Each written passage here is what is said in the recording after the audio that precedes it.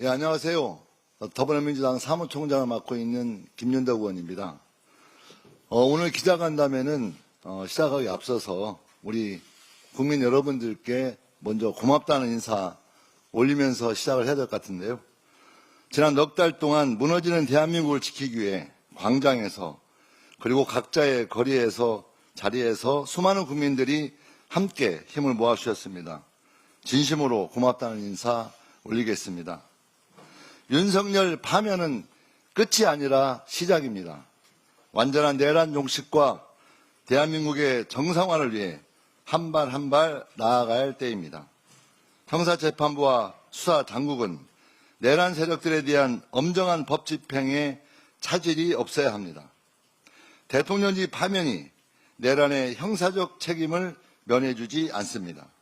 다시는 유언, 위법한 무력으로 민주주의 체제의 전복을 꾀할 수 없도록 국민 생명과 주권을 앗아가려 할 수 없도록 윤석열과 내란 공범들에 대한 신속하고 확실한 단죄가 이루어져야 됩니다. 한덕수 권한대행은 조속히 대통령 선거일을 공고하고 정치적 중립을 선언해야 합니다.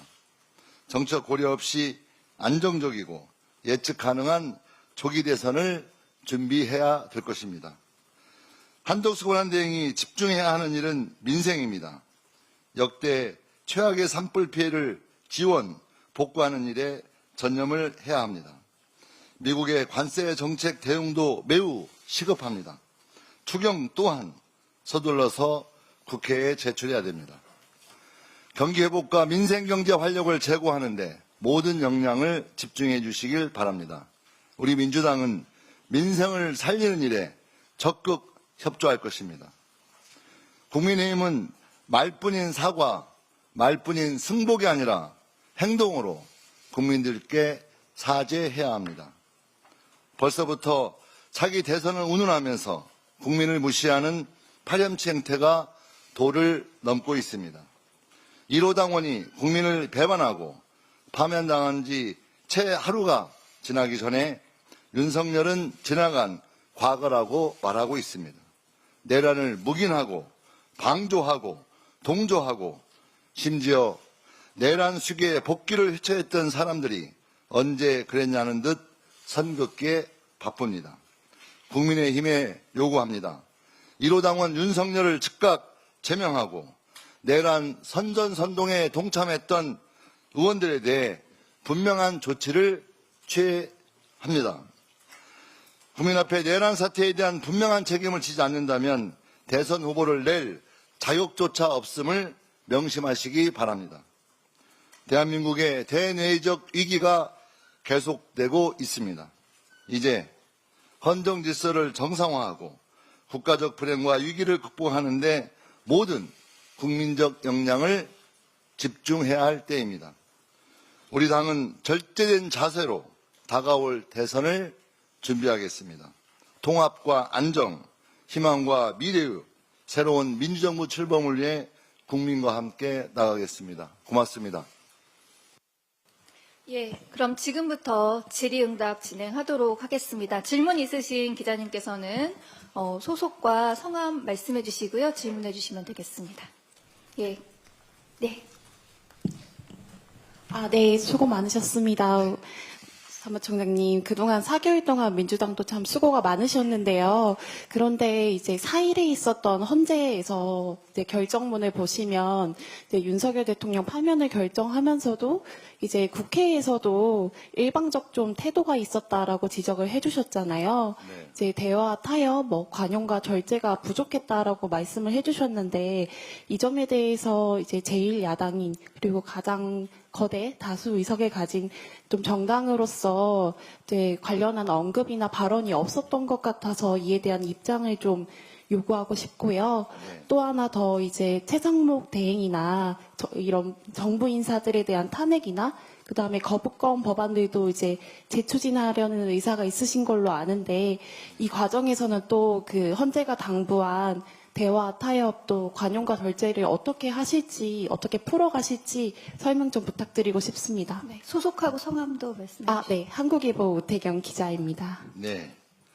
그 헌재에서 주심 발표 주문할 때 하신 말씀에 대해서는 일단은 저희 민주당은 겸허하게 수용한다 이렇게 일단 말씀드리겠습니다.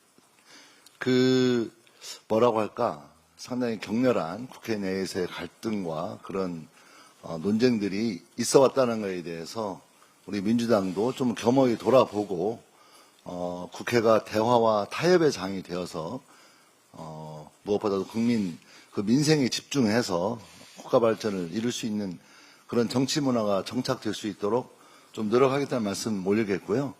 또 다른 측면에서 좀 말씀드리고 싶은 것은 어쨌든 윤석열 정부가 과거 정권을 운영하는 데 있어서 뭔가 야당과 대화하거나 또 뭔가 타협적으로 하겠다는 의지가 전혀 없었던 그런 현실적 조건 속에서 좀 불가피한 측면도 있었다는 점도 좀 같이 봐주셨으면 좋겠다 이렇게 말씀드리겠고요. 최상목 권한대행 문제에 대해서는 일단 본회의에서 법제사법위원회로 지금 이관시킨 거 아니겠습니까? 그렇다면 법사위에서 뭔가 좀 충분한 논의를 거쳐서 진행하게 될 것 같고요. 우리 당은 그 논의 과정에서 헌재에서 또 국민 여러분들께서 좀 주시는 그런 많은 의견들에 대해서 신중하게 검토하면서 논의를 진행할 것으로 생각하시면 좋을 것 같습니다. 다음 질문 저쪽에. 네. 뒤에 손 들어주신 분 해주시면 될 것 같은데요. 네네.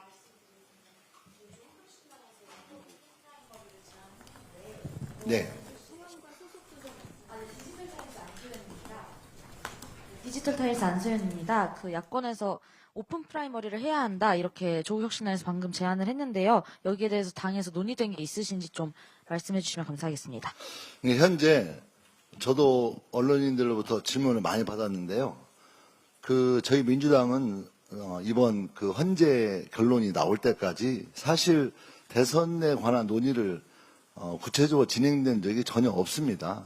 오히려 윤석열 내란 세력들에 대한 정확한 어떤 심판과 진상 규명을 위해서 집중하는 게 좋겠다 이렇게 해왔기 때문에 대선 관련된 논의를 진행한 바가 없고, 다만 우리 사무처에서는 실제 윤석열이 파면될 경우에 60일 이내에 대선이 치러지기 때문에 그 대선에 어떤 실무적으로 필요한 미리 준비하지 않으면 안 되는 그런 것들을 준비하는 것 이외에 아무것도 좀 논의된 게 없다는 말씀 일단 올리겠습니다.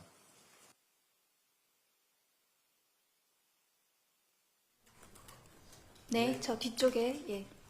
YTN 황보혜경입니다. 그러면 그동안은 대선 위에서 어떤 부분들을 구체적으로 준비하셨는지, 또 이제 조기 대선이 현실화됐는데 당 차원에서 선관위 구성 등 어떻게 채비하고 계신지, 당대표 사퇴 시점도 구체적으로 정해졌는지 여쭤봅니다. 그러니까 일단 중요한 건 당대표 사퇴 시점이 중요한 이유는 현재 이재명 당대표께서 대선에 출마할 가능성이 높다는 현실이 그러기 때문에 중요한 문제 아니겠습니까? 그래서 또 이재명 당대표께서 대표로 있는 동안 저희들이 대선에 대한 논의를 진행하는 것은 일정하게 공정성 훼손이 될 수 있다는 측면에서 현재 논의된 바가 전혀 없다는 말씀 올리고요. 대표님 사퇴 일정 관련해서는 일단 어쨌든 지금 대선 공고일이 정확히 정리되어 있지 않지 않습니까? 그래서 대선일이 공고된다든가 또 기타 아무래도 어떤 대표님의 개인 거치 문제이기 때문에 전 대표님께서 본인이 결정할 것으로 저는 생각하고 있고요. 다만 이제 대선 준비 관련해서 저희들이 준비해왔던 거의 핵심은 실제 매우 실무적인 문제입니다. 실무적인 문제에서 60일 이내에 치러내야 되고, 또 잘 아시겠지만 현직 공직 사퇴 시한이 대선의 기준 30일입니다. 그렇기 때문에 대선 30일을 앞두고는 후보가 선출되어야만 현직을 사퇴할 수 있기 때문에, 예를 들면 단체장이라든가 이런 분들이 이제 저희 당 후보로 될 경우는 30일이 지켜져야만 되는 거 아니겠습니까? 그래서 30일 내에 끝내야 되는 거죠. 그러면 경선이 저희한테 주어진 건 30일 정도뿐이 안 된다는 거고요. 그렇다면 대선을 치르기 위해서 저희 당의 특별 당규를 결정하고 당은 당규 손질할 게 있으면 좀 정리를 좀 해야 되고 또 선거관리위원회 구성해야 되고 또 선거 실무에 대해서 준비를 하는 게 필요한데요. 이러저러한 준비를 해왔다는 말씀 올리고 실무적인 준비가 안 되었기 때문에 어떤 우리가 경선 룰을 정하거나 또 경선 준비하는 데에서 문제가 발생하지 않도록 그 일에 집중해왔다고 생각하시면 될 것 같습니다.